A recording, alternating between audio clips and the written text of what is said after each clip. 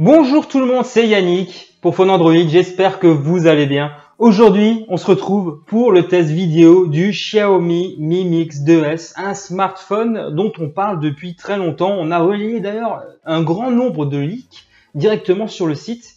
Vous avez été nombreux à vous intéresser de près à ce smartphone. Naturellement, dès qu'on a pu, on s'est mis à proposer un test sur notre site de ce flagship, le smartphone actuellement le plus haut de gamme proposé par Xiaomi. On s'est naturellement dit, après le test écrit, on va bien sûr proposer un test vidéo pour parler plus longuement de ce flagship. On commence naturellement, comme d'habitude, par ce que contient la boîte. Allez, c'est parti. Xiaomi propose un packaging différent des autres smartphones qu'on avait pu tester précédemment. Tout d'abord, on a droit à un petit mot de la part en fait du PDG de la société. En gros, le PDG dans ce mot explique qu'explorer, c'est épuiser d'innombrables possibilités. Pour un pouce de progrès, nous sommes prêts à marcher des kilomètres. Après ce joli petit carton d'invitation, on a le droit en fait donc à un chargeur USB ainsi qu'un câble de recharge USB vers USB type C. Le smartphone est également livré avec un petit guide de démarrage rapide ainsi que une petite aiguille en fait pour ouvrir donc l'emplacement double nano SIM. Ainsi qu'un petit connecteur USB type C vers prise jack 3.5. On a également le droit en fait à un petit coque de protection en plastique rigide noir. C'est toujours appréciable d'avoir ce type d'accessoire qui accompagne donc le smartphone. Un petit peu maintenant parler fiche technique. Alors le smartphone est résolument donc haut de gamme. On y retrouve le Snapdragon 845 couplé à 6 Go de RAM ainsi que 64 Go de mémoire interne. Dans la version en tout cas que nous on a reçue pour le test, puisqu'il existe également une autre version avec 128 Go de mémoire interne et 8 Go de RAM. L'écran lui est de 5,99 pouces au ratio 18/9. Il est Full HD+, soit 2160 par 1080 pixels. Au niveau de la connectivité, donc on y retrouve un port USB type C. Il y a également le Bluetooth 5.0, le GPS bien sûr. Il y a également le NFC. Il supporte 43 bandes de fréquence de 226 PI, dont 22 en 4G. On y reviendra d'ailleurs un petit peu plus tard. La batterie de 3400 mAh. La batterie est donc compatible avec la recharge sans fil, ainsi que la recharge rapide. Nous allons à présent parler du design de ce Xiaomi Mi Mix 2S. Alors tout d'abord, quand on regarde la façade et qu'on compare par rapport à son prédécesseur, le Mi Mix 2, on ne constate en fait aucune différence. En fait, c'est vraiment le même design borderless à 100%. Il n'y a rien à dire à ce niveau-là. Alors ce qu'il faut savoir, c'est qu'il y a une petite bordure qui est présente juste en dessous de l'écran, qui permet en fait de loger donc les capteurs frontaux. Quand par exemple pendant un selfie, il faut obligatoirement retourner le smartphone pour optimiser, on va dire, la capture de la photo. C'est en fait lorsqu'on retourne le téléphone qu'on remarque en fait les vraies différences. Par exemple, il y a la présence d'un double capteur photo alors que le modèle précédent se contentait d'un seul capteur photo. Ensuite, il y a toujours en fait à l'arrière donc le capteur d'empreinte. À ce niveau-là, donc il n'y a pas vraiment d'autres différences sur ce nouveau flagship. Sur la tranche en fait supérieure, on retrouve un micro. Sur la tranche de droite, on retrouve donc le bouton de contrôle d'alimentation et du volume. Sur la tranche droite, on a droit donc à l'emplacement double nano SIM. Et enfin, sur la tranche située juste en dessous, on retrouve un micro, un port USB type C ainsi qu'un haut-parleur. Donc là, voilà, on a fait le tour du propriétaire. Au niveau en fait du design, c'est vraiment quelque chose de premium. On a vraiment le sentiment d'avoir vraiment un téléphone haut de gamme. Les finitions sont impeccables. Je remarque par exemple la présence de quelques petites dorures, notamment à l'endroit où est indiqué Mi Mix Design by Xiaomi, et également donc autour du double capteur photo. Autrement, rien à signaler. On a un effet miroir en fait au dos du smartphone. Il n'y a vraiment rien à dire à ce niveau-là. Il est vraiment excellent du point de vue design. Après, ceux qui sont réfractaires à prendre, on va dire, un smartphone borderless en coche pourraient peut-être se tourner éventuellement vers ce genre d'appareil qui propose vraiment, pour le coup, une approche vraiment différente. On l'a vu avec l'iPhone 10, également avec les P20 chez Huawei, ou encore le dernier Honor 10. Ils ont vraiment tous basculé à l'encoche, d'ailleurs chez Asus également, ou encore le OnePlus 6 également. Là, pour le coup, on va dire Xiaomi se distingue vraiment point de vue design. On va maintenant un petit peu se focaliser sur l'écran parce que c'est ce qui joue beaucoup dans le design de ce smartphone borderless. Alors, il est tout bonnement, honnêtement, il est magnifique. Donc, c'est une dalle LCD IPS. Pour l'instant, Xiaomi ne propose pas encore de smartphone avec des dalles OLED. Néanmoins, il est vraiment de très bonne facture, comme d'ailleurs souvent sur la plupart des smartphones qu'on a testés. La colorimétrie nous paraît en tout cas juste. La lisibilité en plein soleil ne pose absolument aucun problème. Simplement, on recommandera de désactiver l'ajustement automatique puisque les capteurs de proximité étant situés en dessous de l'écran, il peut y avoir des fois des petits couacs et notamment j'ai remarqué ça quand on est à l'extérieur. Donc vraiment, il vaut mieux passer un niveau de contrôle manuel pour pouvoir justement profiter d'une bonne luminosité à l'extérieur. Après, rien à dire au niveau des angles de vision, etc. Non, vraiment, c'est un très bel écran. Xiaomi, en tout cas, ne nous a jamais déçus à ce niveau-là et le Mi Mix 2S ne sera pas l'exception qui confirme la règle. On va maintenant à présent parler des performances de ce smartphone puisqu'on y retrouve donc le Snapdragon 845. Donc franchement, le smartphone réagit au quart de tour. Le contraire, de toute façon, aurait été étonnant. Et vraiment, on n'a rien à dire à ce niveau-là. Le téléphone est vraiment performant. Alors juste à titre d'information, on a quand même fait tourner quelques benchmarks. Par exemple, sur Geekbench, en single core, on est à un score de 2447. Et en multicore, on est à 9071. Concernant Antutu, on est à un score de 268 329. C'est tout bonnement, on va dire, le SoC le plus puissant actuellement d'après Antutu. Donc il se classe naturellement devant le Kirin 970, le Snapdragon 835 qui était donc l'ancien SoC haut de gamme de Qualcomm. On va d'ailleurs le retrouver dans plus en plus de smartphones cette année. On a d'ailleurs eu l'occasion de le croiser récemment dans les derniers Xperia XZ2. Notre version de test, on a également donc 6 Go de RAM et c'est vraiment appréciable puisqu'on a vraiment un multitâche très performant. On peut facilement avoir plus d'une dizaine d'applications qui tournent en tâche de fond sans avoir besoin de les réouvrir et ça c'est vraiment appréciable. D'ailleurs il y a des options dans les paramètres avancés qui permettent d'ajuster le multitâche en fonction on va dire de l'autonomie de l'appareil puisque ça a une incidence. Plus il y a de l'application qui tourne en tâche de fond, plus l'autonomie de l'appareil va en prendre en compte. Au-delà de ça, on a pu également essayer quelques jeux 3D gourmands, notamment Asphalt 8. Bien sûr, il tourne au doigt et à l'œil, il n'y a aucun problème à ce niveau-là. On n'a strictement aucun lag à signaler. Sur le contraire, aurait été étonnant. D'ailleurs, on en vient au fait que le smartphone chauffe légèrement à l'arrière, mais vraiment rien de gênant à signaler à ce niveau-là, même quand on joue longtemps. Ensuite, on va maintenant parler de l'interface. On a donc la dernière version de la surcouche maison de Xiaomi Mi 8 dans la version 9.5 qui tourne donc avec Android Oreo. À ce niveau-là, il n'y a vraiment pas grand-chose à signaler puisque par rapport aux autres smartphones qu'on a testés récemment, Xiaomi n'a pas vraiment introduit de nouveautés, mis à part au niveau de l'appareil photo, mais ça je vais en revenir un peu plus tard. Alors pour ceux qui ne connaissent pas la surcouche du constructeur, elle est dénuée de tiroirs d'applications, il faut donc ranger toutes les applications qui sont sur le bureau un peu à la manière d'iOS dans des dossiers pour que ce soit correctement organisé. Au niveau du volet de notification, c'est du grand classique, on a donc tous les paramètres, donc en fait tous les boutons d'accès rapide comme le Wi-Fi, on a le mode avion, etc., etc. On a nature, c'est vraiment du grand classique. Au niveau des paramètres, c'est un petit peu moins austère que, on va dire, une version stock d'Android, puisque là, il y a des couleurs, etc.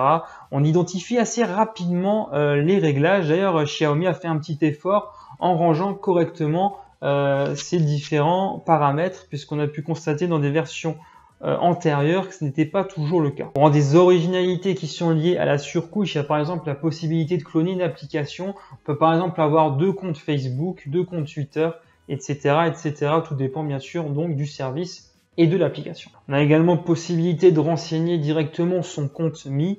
Par exemple, si vous disposez comme moi d'un Mi Band, vous avez donc la possibilité de récupérer directement toutes ces informations sur le smartphone puisque tout est déjà préinstallé. Il y a également par exemple la possibilité de s'échanger facilement des fichiers par l'intermédiaire de Mi Drop.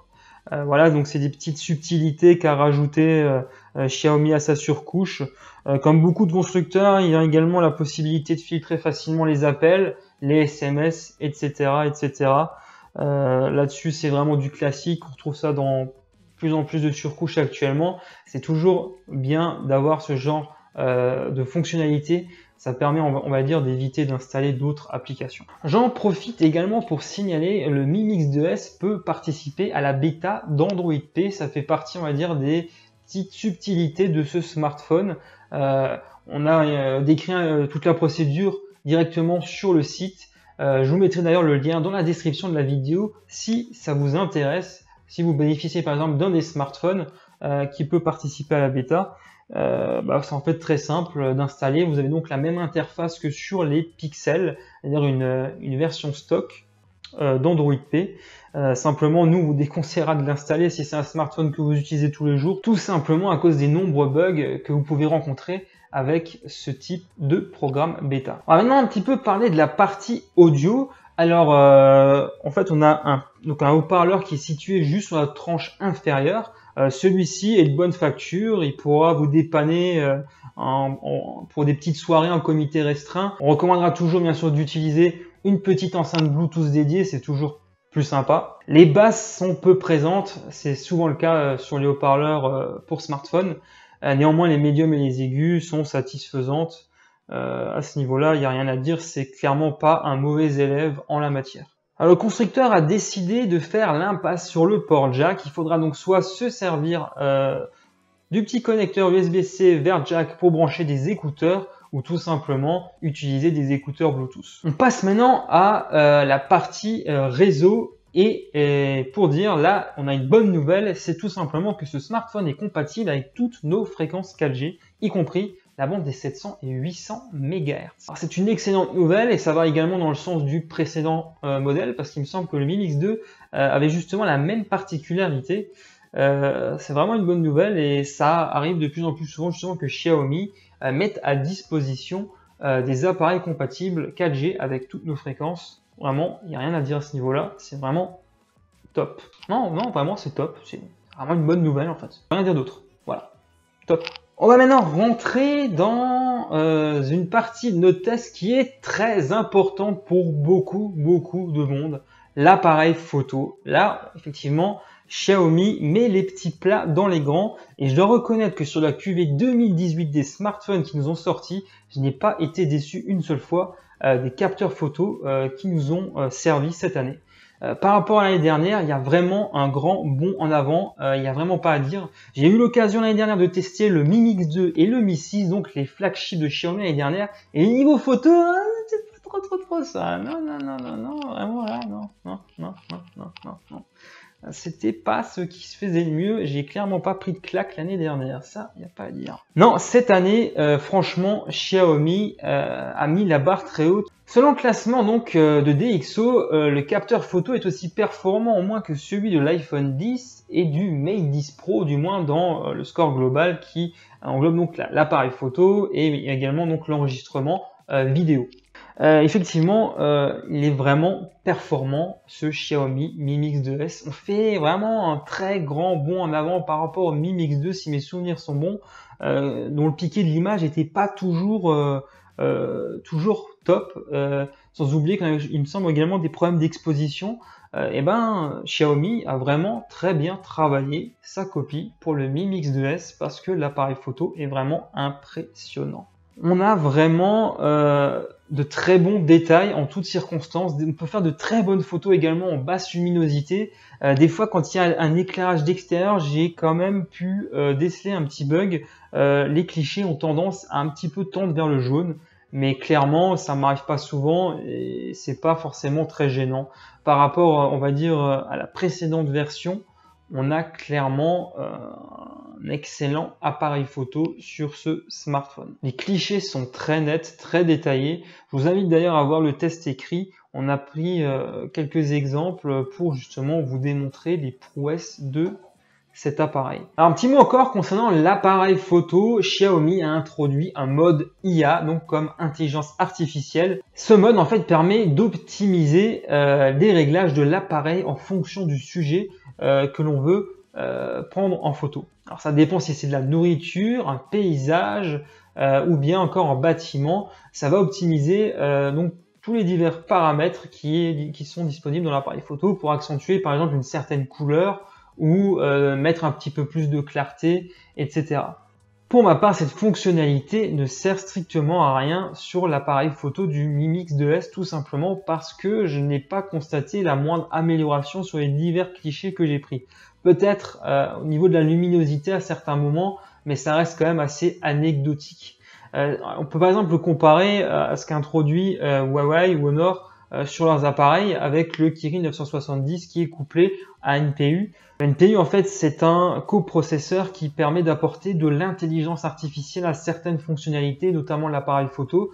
Par exemple sur les Honor et les Huawei ça fonctionne vraiment très bien. Par exemple quand on prend en photo un paysage où il y a de l'herbe, et ben il va accentuer un petit peu la couleur verte, ça donne un petit côté artistique aux photos, certains apprécient, d'autres non. Ça dépend. Bon, en tout cas, ça donne vraiment, on va dire, un intérêt supplémentaire à cette fonctionnalité qui a vraiment de l'intérêt. Encore une fois, chez Huawei et Honor, malheureusement, le Mi Mix 2S, pour ma part, j'ai été assez déçu puisque, pour l'instant, en tout cas, j'ai pas remarqué de différence flagrante. Dans tous les cas, c'est une première version. Il est possible que dans les futures mises à jour qu'il va y avoir pour ce smartphone, cette fonctionnalité soit améliorée. En tout cas, on l'espère. En ce qui concerne l'enregistrement vidéo, on a une stabilisation de l'image qui fonctionne en Full HD et également en Ultra HD. À ce niveau-là, au niveau de l'enregistrement vidéo, il n'y a rien à dire, c'est vraiment très bien. Simplement au niveau du son, je trouve que c'est un petit peu en retrait par rapport à d'autres smartphones. Il est très vite saturé. On a du mal en fait également à entendre les personnes qui sont on va dire, un petit peu loin de l'appareil. C'est pas forcément gênant. Beaucoup de smartphones ont d'ailleurs ce défaut, mais par exemple un P20 c'est quand même relativement en dessous en termes donc de qualité audio. Concernant maintenant les selfies, moi personnellement je regrette que le capteur soit situé en bas parce que ça nous force en fait à tout le temps retourner le smartphone. Alors c'est pas forcément gênant pour la plupart des gens, mais c'est quand même il a quand même été judicieux que Xiaomi puisse trouver on va dire un moyen de placer ce capteur au-dessus, ça aurait été bien. Mais bon, ils l'ont pas fait. Mis à part ce petit défaut, le capteur de 5 mégapixels situé à l'avant n'est pas franchement des plus performants, je dois le reconnaître. On a des problèmes d'exposition et de piqué, puisque effectivement les images sont pas vraiment toujours très nettes. Les effets bokeh sont complètement ratés d'ailleurs au niveau du capteur frontal, je tiens à le souligner. Contrairement à l'appareil photo dorsal qui lui fait de très très beaux clichés en mode portrait, je tiens à le souligner. On va à présent parler donc de l'autonomie du smartphone. Alors on a une batterie de 3400 mAh et franchement elle fait bien son job. J'ai pu facilement utiliser le téléphone pendant plus d'une journée, voire presque 2 journées malgré le fait que j'ai fait un peu de jeu 3D et également tourné donc les benchmarks pour le test. Et franchement, non, rien à dire au niveau de l'autonomie. Alors j'imagine qu'il y a des optimisations qui ont été faites du côté du SoC, qui est peut-être un peu moins énergivore que le Snapdragon 835. Donc son prédécesseur. Dans tous les cas, franchement, l'autonomie est vraiment excellente sur le smartphone. On peut en plus bénéficier donc de la charge rapide qui permet, il me semble, de récupérer une journée d'autonomie en un peu moins d'une demi-heure de charge, si mes souvenirs sont bons. Non, franchement, il n'y a rien à dire à ce niveau-là. Le smartphone est vraiment endurant. On va maintenant aborder la question du prix et de la disponibilité du Mi Mix 2S. Alors, il faut savoir donc que ce smartphone nous a été prêté par Gearbest.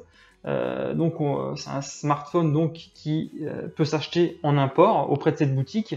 Il me semble que le tarif est de 424 €. pour la version 6 Go de RAM et 64 Go de mémoire interne. Récemment, on a appris justement que le smartphone est disponible sur le marché espagnol à un tarif de 499 € pour cette version précisément. C'est un prix très intéressant, surtout lorsqu'on part du principe que le OnePlus 6 qui a été annoncé récemment est lui plus cher puisqu'il est proposé à 519 €. Alors l'expérience entre les deux smartphones n'est pas tout à fait la même. Effectivement, d'ailleurs on aura le temps d'y revenir dans quelques jours puisqu'on va bientôt sortir le test du OnePlus 6. Néanmoins, franchement, le Mi Mix 2S reste quand même très intéressant à ce prix-là. Alors maintenant, est-ce que c'est mieux de l'acheter en import puisqu'il est un petit peu moins cher ou d'attendre effectivement qu'il soit disponible en France puisque dans quelques jours, Xiaomi va débarquer en France en ouvrant une boutique à Paris.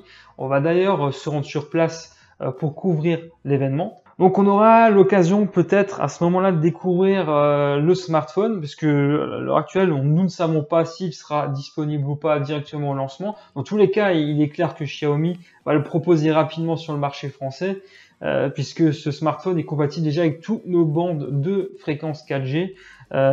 Donc voilà, c'est sûr que là, il y a des avantages également à l'acheter en France plutôt qu'en Chine, tout simplement déjà pour bénéficier d'un service après-vente qui est disponible dans l'Hexagone, sans oublier que là, vous aurez droit à 2 ans de garantie, c'est quand même plus intéressant. En tous les cas, on aura l'occasion très prochainement d'en reparler concernant la disponibilité donc de tous les appareils de Xiaomi. Alors, au final, que penser de ce Xiaomi Mi Mix 2S? Alors, moi personnellement, je suis emballé par ce smartphone. Il n'a pour moi que des qualités. Tout d'abord, il est performant, il a un design borderless que je trouve personnellement très réussi.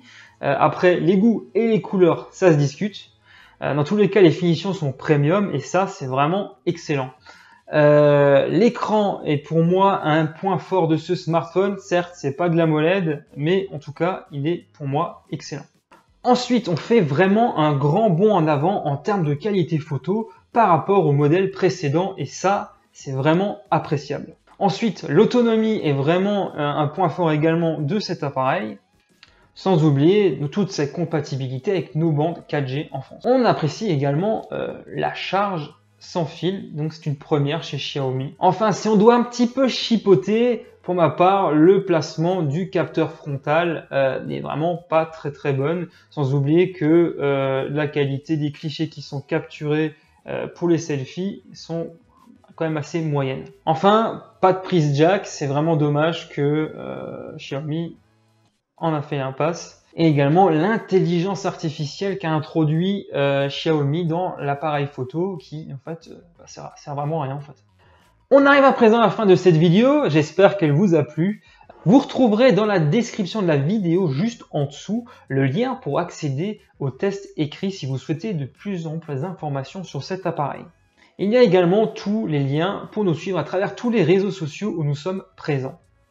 Je vous remercie pour votre fidélité puisque vous êtes actuellement de plus en plus nombreux à nous rejoindre en vous abonnant à notre chaîne YouTube et pour ça je vous en remercie. N'hésitez pas à mettre un pouce en l'air et à laisser un commentaire juste en bas. Pour ma part, je vous dis à très bientôt dans une prochaine vidéo. D'ici là, portez-vous bien. Allez, ciao tout le monde.